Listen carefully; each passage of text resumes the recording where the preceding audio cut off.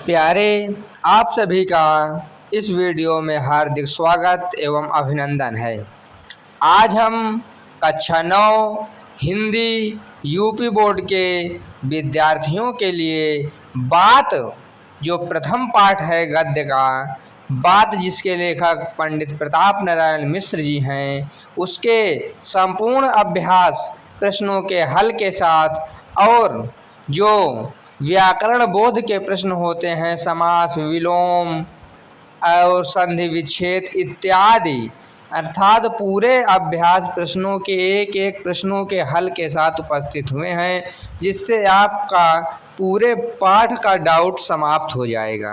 अगर आप इस वीडियो को देख लेते हैं तो आपकी फेयर बनाने की टेंशन भी समाप्त हो जाएगी। आप यहाँ से फेयर बना भी सकते हैं, बनवा भी सकते हैं, पढ़ भी सकते हैं और पढ़वा भी सकते हैं।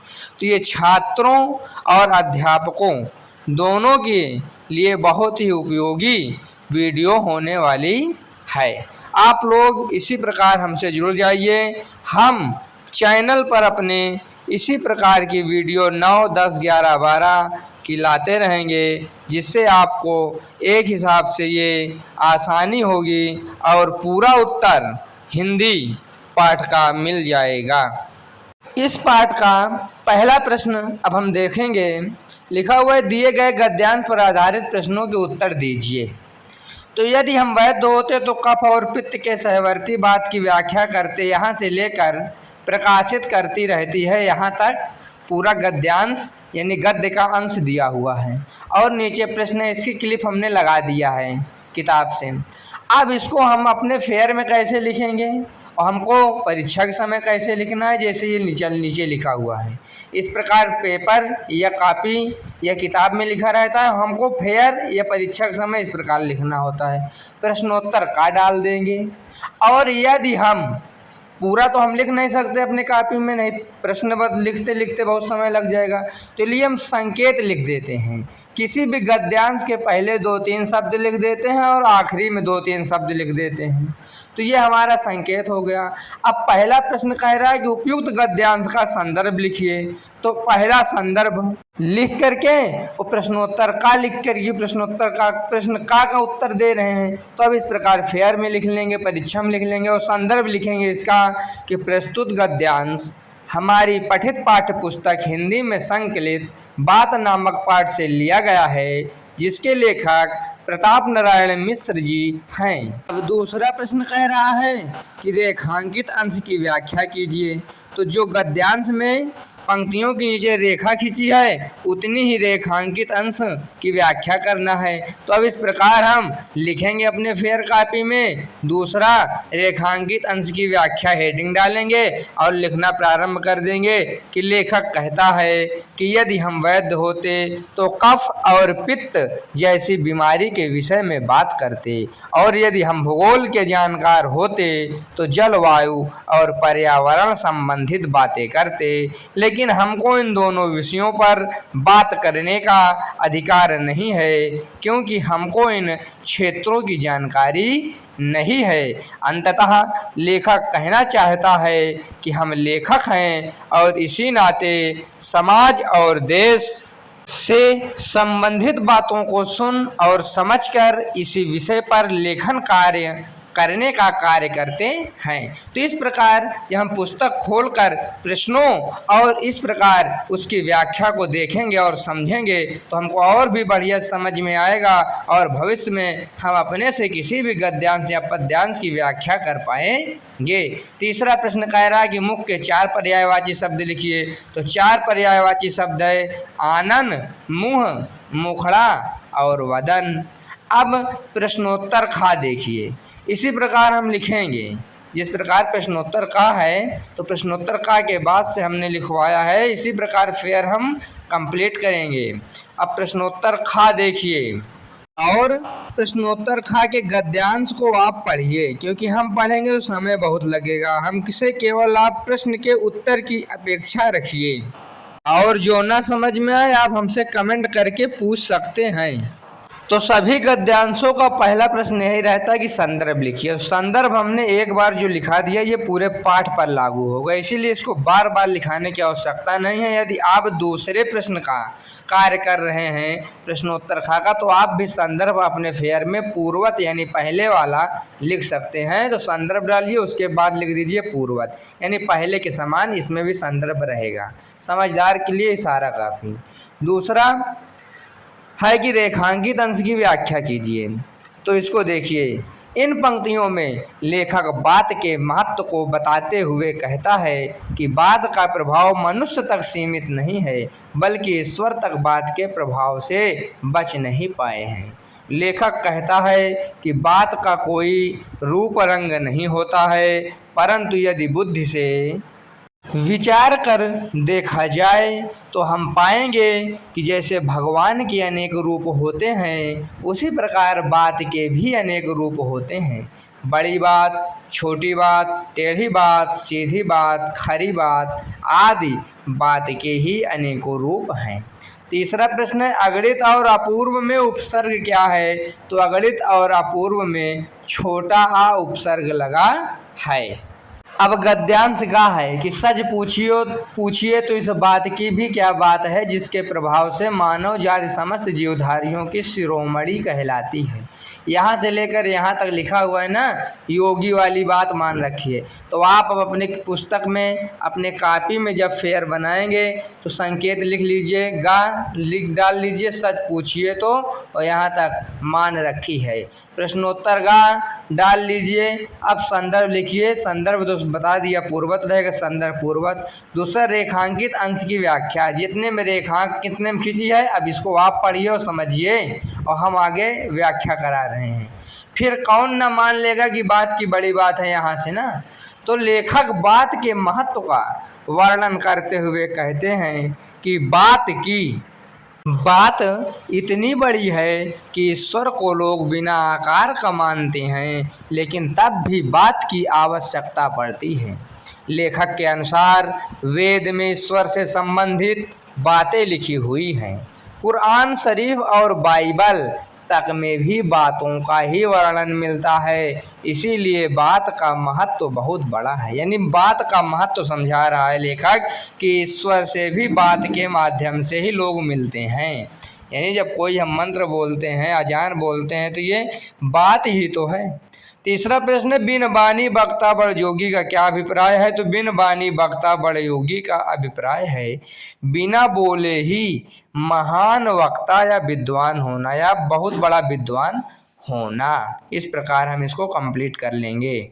फिर अगला गद्यांश घा, इसका संदर्भ तो पूर्वत ही रहेगा। दूसरा रेखांकित अंश की व्याख्या, लेखक कहता है कि बात के काम भी बहुत देखने को मिलते हैं। जैसे ऊपर लिखा है ना, बात के काम भी इस भांति अनेक देखने में आते हैं, तो उसी से मिलता जुलता हम व्याख्या करते हैं। आगे लिखा है प्रीति बैर सुख दुख, तो जैसे बात से ही सुख और दुख मिलता है, बात से ही प्रेम और नफरत उत्पन्न होती है, और बात से ही किसी के प्रति श्रद्धा और किसी के प्रति द्वेष उत्पन्न होता है। बात से ही उत्साह उत्पन्न होता है और बात से उत्साह समाप्त भी हो जाता है। आदि बहुत सारी सुविधाएं बात से ही संभव है। घर बैठे बैठे दूर का संदेश हमको मुख और लेखनी के माध्यम से बात तो ही प्रदान करती है। बात का प्रभाव इतना ही नहीं, बहुत व्यापक है, क्योंकि इसके प्रभाव से हाथी भी प्राप्त किया जा सकता है, और हाथी का पैर अर्थात मृत्यु भी। बात से ही कंजूस व्यक्ति उदार हो सकता है, और उदार व्यक्ति कंजूस। इसके अतिरिक्त बात के प्रभाव से ही कायर पुरुष उत्साही हो सकता है, और युद्ध प्रेमी शांति प्रिय हो सकता है। बात से ही मनुष्य अच्छे और बुरे मार्ग पर चल सकता है। तीसरा प्रश्न, बातई हाथी पाइये बातई हाथी पाओ का आशय बताइए। तो इसका आशय है कि बातई हाथी पाइये बातई हाथी पाओ का आशय है कि बात से ही राजा प्रसन्न होकर हाथियों तक का दान कर देता था और बात से ही अप्रसन्न होकर हाथी के पैरों के नीचे कुचला देता था, अर्थात मृत्युदंड देता था। यानी राजा को भी बातों से प्रसन्न कर दिया जाता था। यानी राजा प्रसन्नम तो गज भूमि दानम, जब राजा प्रसन्न होता था तो हाथी और भूमि यानी धरती दान में दे देता था ना। प्रश्नोत्तर अंगा, संदर्भ पूर्वत रहेगा। अंगा देखो लिखा है, एक दो लाइन हम पढ़ते हैं कि बात का तत्व समझना हर एक का काम नहीं है और दूसरों की समझ पर आधिपत्य जमाने योग्य बात गढ़ सकना भी ऐसे वैसों का साध्य नहीं है। तो संदर्भ पूर्वत रहेगा प्रश्नोत्तर अंगा का। दूसरा प्रश्न है रेखांकित अंश की व्याख्या। तो हेडिंग डाल के आगे लिखेंगे, लेखक बताता है कि बात के तत्व को समझना अर्थात बात की गहराई को समझना सबके बस की बात भी नहीं है और दूसरों की समझ पर अधिकार जमाने वाली बातें बनाना भी सबके बस की बात नहीं होती है। लेखक बताने का प्रयास करते हैं कि बात का तत्व इतना गहरा होता है कि बहुत बड़े बड़े विद्वानों और महान कवियों के जीवन बात को समझाने और समझने में ही व्यतीत हो जाते हैं। तीसरा, यथा सामर्थ्य में कौन सा समास है? तो यथा सामर्थ्य में अव्ययी भाव समास है। अगला है गद्यांश आपके सामने, और किताब से भी आप पढ़ लिया करिए इसमें से अगर आपको साफ दिखाई न दे तो। प्रश्नोत्तर चा, प्रश्नोत्तर चा का संदर्भ पूर्वत ही रहेगा। रेखांकित अंश की व्याख्या देखिए, यद्यपि कभी कभी अवसर पड़ने पर बात के अंश का कुछ रंग ढंग परिवर्तित कर लेना नीति विरुद्ध नहीं है, पर कब? तो कहता है लेखक इस के माध्यम से बताना चाहता है कि कभी कभी अवसर पढ़ने नहीं पढ़ने हैं, पर बात के कुछ अंश को परिवर्तित कर लेना नीति विरुद्ध नहीं है। यानी बात को इधर उधर कुछ कर लेना नीति के खिलाफ नहीं है, लेकिन ऐसा तभी करना चाहिए जब मानव जाति का उद्धार, देश का उद्धार तथा आपस में प्रेम का विस्तार हो। तभी अपने पापी पेट के लिए बात को थोड़ा भी बदलने का अधिकार नहीं है। यानी बात को तभी बदला जाए जब बहुत बड़ा कार्य सिद्ध करना हो। तीसरा है कि जात्योपकार और देशोद्धार का संधि विच्छेद। तो जात्योपकार का संधि विच्छेद है जाति धन उपकार और देशोद्धार का संधि विच्छेद होता है देश धन उद्धार। अब देश धन उद्धार में कौन सी संधि है, इसको आप यदि जानते हैं तो कमेंट करें, रिप्लाई अवश्य मिलेगा। अब इसके बाद है भाषा की बात। भाषा के रंग का पहला प्रश्न है, निम्नलिखित मुहावरों का अर्थ स्पष्ट करते हुए उनका वाक्य प्रयोग कीजिए। संपूर्ण हल आपको इस चैनल पर मिलेगा। मुहावरा है पहला, बात जाती रहना। इसका अर्थ लिख देंगे बात मान्य ना होना। वाक्य प्रयोग, झूठा आरोप लगने से समाज में भले लोगों की बात जाती रहती है। अब आप अपने जब कॉपी में लिखेंगे तो एक तरफ मुहावरा लिख लीजिए, अर्थ लिख लीजिए और वाक्य प्रयोग लिख लीजिए। आराम से बढ़िया से हेडिंग बनाकर लिखेंगे। दूसरा मुहावरा है बात जमना। इसका अर्थ है बात का प्रभाव पड़ना या बात पसंद आना। वाक्य प्रयोग करेंगे इस प्रकार, जब सुमित ने तर्क के साथ अपनी योजना समझाई तब अधिकारियों को उसकी बात जम गई। अगला मुहावरा बात बिगड़ना। इसका अर्थ होता है काम खराब होना।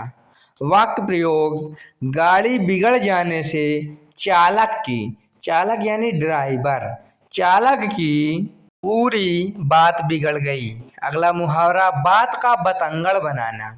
अर्थ छोटी बात को बड़ा करना है, यानी छोटी छोटी बात का अलग बाउंडर बनाना। वाक्य प्रयोग, रीना की आदत है कि वह छोटी सी छोटी बात का बतंगड़ बना देती है। अगला मुहावरा बात उखड़ना। अर्थ दबी हुई बात को फिर से शुरू करना। वाक्य प्रयोग इसका इस प्रकार होगा, पंचायत में अचानक पुरानी दुश्मनी की बात उखड़ गई। अगला मुहावरा, बात की बात, अर्थ बहुत जल्दी या पल भर में, यानी कहा जाता है ना कि अब तुम्हारी बात की बात है तो हम ये काम तुरंत कर रहे हैं। तो इसका वाक्य प्रयोग होगा कि जादूगर ने बात की बात में ही कबूतर को गायब कर दिया। तो वाक्य प्रयोग के बाद है प्रश्न, निम्नलिखित में संयम यानी नियम के साथ संधि विच्छेद कीजिए तथा संधि का नाम बताइए। तो इस प्रकार हम कॉलम बना लेंगे और कॉलम बनाने के बाद निराकार, अब निराकार का संधि विच्छेद होगा निह धन आकार। अब निह यानी नी में विसर्ग आ गया तो ये हो जाएगा विसर्ग संधि। निर्वयव, निह धन अव्यय, इसमें संधि विसर्ग है। परमेश्वर का संधि विच्छेद परम धन ईश्वर, संधि कौन सी होगी, गुण स्वर संधि। धर्मावलंबी में धर्म धन अवलंबी, ये संधि विच्छेद हो जाएगा, संधि कौन सी होगी, दीर्घ स्वर संधि। विदग्धालाप यानी विद्वत धन आलाप, यानी विद्वानों की बात, जब विद्वान अपनी बात बोले तो उसे कहा जाता है विदग्धालाप। तो इसमें संधि हो जाएगी व्यंजन। युद्धोत्साही, युद्ध धन उत्साही, इसमें संधि हो जाएगी गुण स्वर संधि। स्वार्थांधता, स्वार्थ धन अंधता, इसमें संधि हो जाएगी दीर्घ स्वर संधि।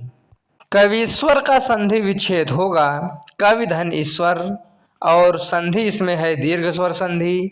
योगाभ्यास में संधि विच्छेद हो जाएगा योग धन अभ्यास, संधि का नाम दीर्घ स्वर संधि। अगला प्रश्न, निम्नलिखित में समास विग्रह करके समास का नाम लिखिए। समास है का पुरुष, अब इसका समास विग्रह होगा कायर है जो पुरुष, समास का नाम कर्मधारय समास। पाषाण खंड, पाषाण का खंड यानी पत्थर पाषाण, समास होगा तत्पुरुष समास। सुपथ माने सुंदर है जो पथ, समास कर्मधारय। यथा सामर्थ्य का विग्रह होगा सामर्थ्य के अनुसार, समास होगा इसमें अव्ययी भाव समास। अपाणिपादों का समास विग्रह होगा बिना हाथ पैर का, इसमें समास का नाम है बहुव्रीहि समास। कुमार्गी, इसका विग्रह होगा बुरे मार्ग पर चलने वाला, समास इसमें कर्मधारय समास है। अगला प्रश्न, विलोम शब्द लिखिए। तो अब निराकार का विलोम हो जाएगा साकार। विज्ञ यानी जानकार, अज्ञ यानी जानकार न होना तो विज्ञ का विलोम अज्ञ। कुमार्गी का विलोम सुमार्गी। कीर्ति का विलोम अपकीर्ति। रहित का सहित हो जाएगा विलोम। प्रेम का विलोम हो जाएगा घृणा। उत्साह का हो जाएगा अनुत्साह। तो इस प्रकार से बात प्रश्न के एक एक प्रश्नों के उत्तर आपके समक्ष प्रस्तुत हो गए। वीडियो आपको अच्छी लगी हो तो आप वीडियो को लाइक करिएगा। अगर किसी भी प्रकार की कोई दिक्कत हो, कोई प्रश्न पूछना हो या उत्साहवर्धन के लिए ही वीडियो अच्छी ही लगी हो तो आप कमेंट ज़रूर करके हमें बताइएगा और शेयर करिए अपने मित्रों को, दोस्तों को, अध्यापकों को, छात्रों को, जिससे वे भी लाभान्वित हों। और सब्सक्राइब करना बिल्कुल मत भूलिएगा। आप सभी महानुभावों का, प्यारे जनों का हार्दिक हार्दिक धन्यवाद।